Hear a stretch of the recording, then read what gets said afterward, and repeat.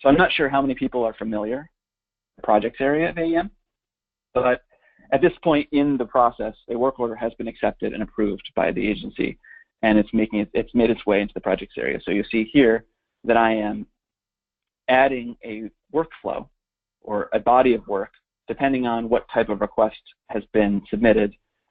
We'd add a workflow or multiple workflows for multiple streams of work within the project. So once a workflow has been added, you'll see that there are tasks that have been created for individual users. And this task list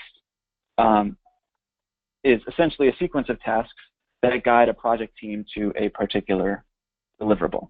And at each task, at the task level, you can not only reassign it to different users, but you can also upload different assets, all of which are tracked as part of the global project and are persisted and tied back to the work order itself. So from an auditing perspective, any comments that are saved here, any uploads are all tied back to the original request.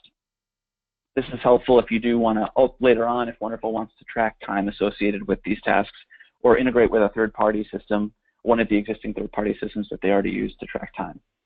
But a lot of the functionality you're seeing here is built exclusively within the AEM projects area.